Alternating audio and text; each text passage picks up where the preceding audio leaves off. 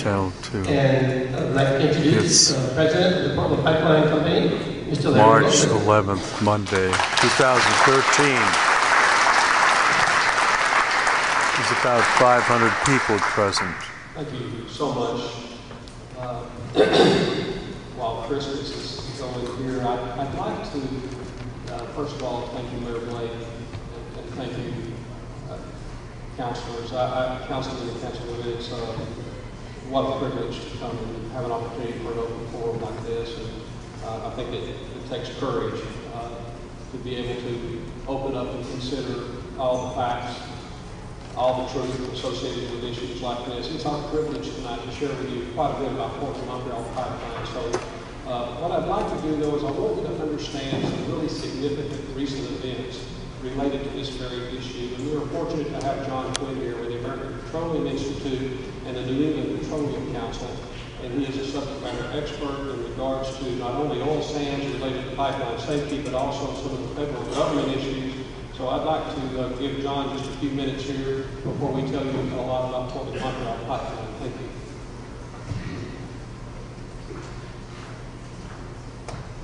Thanks to Mayor Blake and the councilors for the opportunity to provide this information. I'd also like to say that I always look forward to an opportunity to return home to South Portland.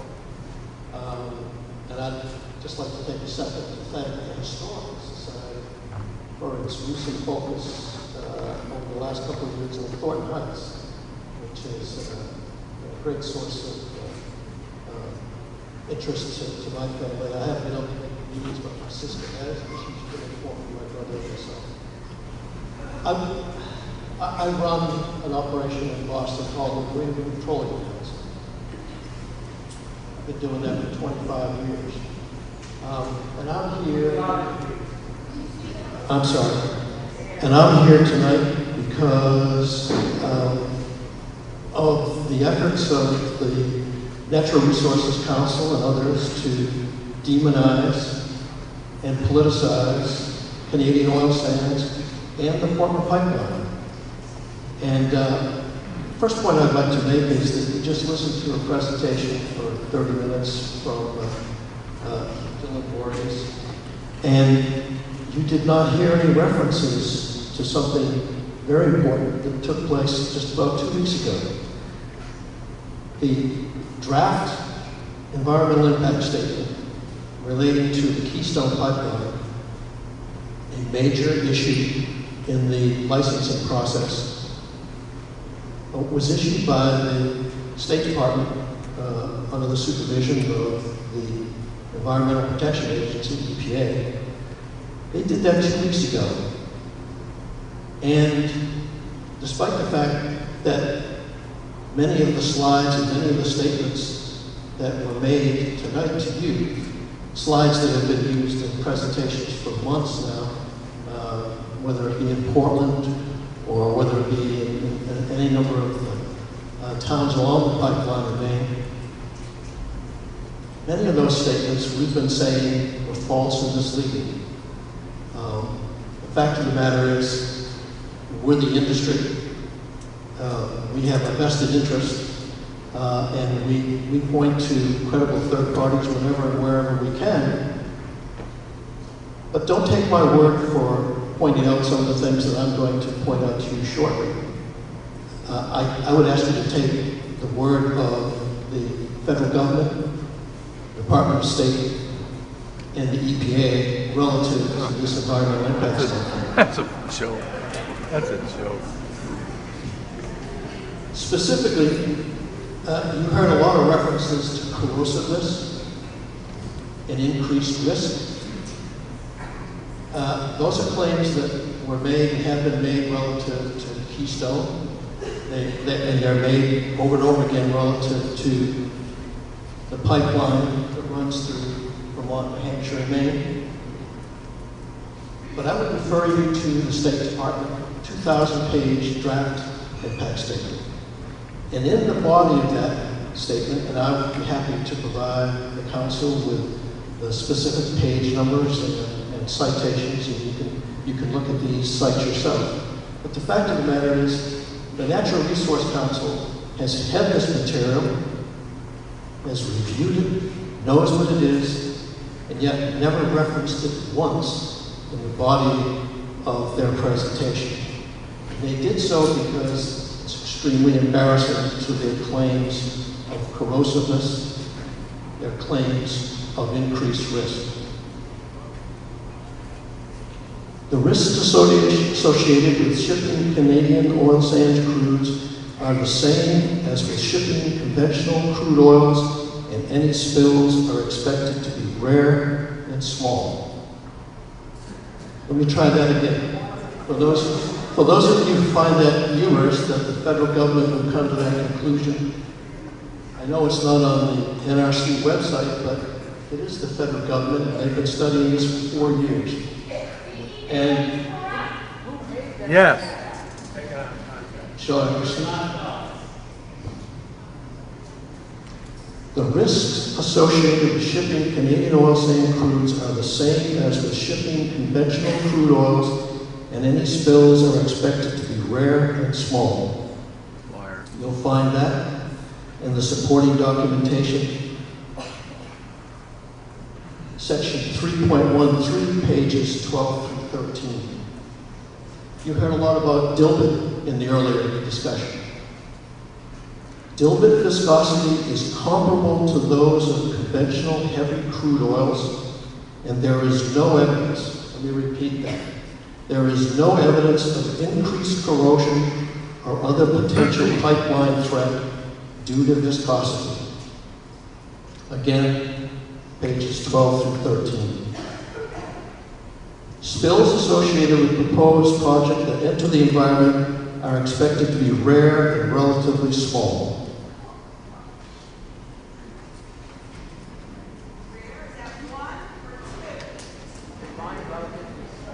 Hey, please, folks, could the City Council ask to keep our comments down? I think one of the things that's important to understand is that the Portland pipeline pumps in the neighborhood of 2 to 3 billion gallons a year from South Portland up through Maine, New Hampshire, and Vermont. And they've been doing that very safely for a very long time. 2 to 3 billion gallons a year. And in any given year, 10 to 20% of that crude oil is so-called heavy oil. It's oil from Venezuela, Mexico, Nigeria. And the federal government has said over and over again in this report that once you have the extraction and the screening and washing process of Canadian tar sands, it is essentially the same as heavy crude. It has been. Portland Pipeline has been transporting heavy crude for 70+ years, safely. I think it's important to understand that those billions of gallons are going to be potentially an economic issue for us in any sort of reversal. We already know, for instance, that if you drove here tonight, chances are you drove oil sands derived gasoline here. Some 70% of the gasoline that is sold in Maine is provided by Irving Oil, and Irving Oil's refinery in New Brunswick. At the last time I checked, it was around 30% oil sands crude that they utilize. That's in your gas tank. Going to the point that was made earlier that there is no benefit for any kind of reversal should that happen, I would point out to you, in fact, that that kind of reversal would be providing oil up to those same New Brunswick refineries that are providing your gasoline now, in presumably a safer fashion than the 1,800 tank cars that are going back and forth between New Brunswick and Alberta presently. We know from the oil spill, the tank car spill that occurred in northern Maine last week, that there are safer ways to considerably safer ways to transport oil than by tank car. And I would urge you to consider, as you review this matter over the weeks and months ahead, that you first of all spend some time looking at the State Department of Environmental Impact Statement and decide for yourself where the science is. And in that regard, you should understand that the National Academy of Sciences is just now getting ready to finalize a study that they've been working on for the last year on the issue of whether or not there is any increased risk from the transportation of oil sands through pipelines. That again was not mentioned, but I would offer to you that I believe if you go to the website, look at the presentations, you can judge for yourself what side of the argument the science is on. Again, I thank you for the time, and I thank you for the opportunity to return to SoPo. Roll 1 of 2. Thank you. And thank you, Mr. Benz. It's a pleasure to hear from the Canadian government on issues so vital to our closest, most secure, safest neighbor. What I want to do to move quickly through our presentation is give you a quick introduction, and I want you to meet some of your citizens and neighbors like myself. My wife Diane and I live in Cape Elizabeth, and we've been here. You can tell from my accent that I've been here long enough, but we're working on it. And we've been here just under 2 years, and it's been a privilege to be your neighbor, live in this community, one of the great joys of our lives. So thank you for welcoming us so warmly, those of you who have. What I'd like to talk to you about a bit real quickly is the company itself. So let me walk you through this presentation. We are a joint venture company. You hear, and I appreciate Dylan a lot. Dylan and I have had the chance to speak at different times and together, but I tell you, I don't really need to prepare when Dylan's going to be here, because he gives me so many things to talk about that I can just go off Dylan's speech. There are so many inaccuracies, and it's not personal. Dylan and I get along just fine. It's just there's a lot of inaccuracies in his presentation, and I could fill my time allotment up just correcting those. We are, I don't know, Dylan, I don't even know who the sister company is you were referring to. Who was that? Tonight's the first time I've ever heard you refer to a sister company in Canada. It's a sister pipeline. Who is that? Who is that sister company? It says sister company. It says sister pipeline. A sister pipeline, I don't know what that means, but oftentimes they'll refer to our company, and I think he's referring to Enbridge, which is not related to us in any way. They also refer to ExxonMobil. He did in his slides. That's completely inaccurate as well. We're a joint venture. We're a Maine-based corporation that operates under the umbrella of a Canadian-based corporation called Montreal Pipeline Limited, and our ownership is a joint venture that includes Shell, Suncor, and Imperial. Now, they did the ExxonMobil connection, which is fine. It's nothing offensive to us at all. They're a fine corporation. But they did that connection because ExxonMobil is an owner of Imperial Oil.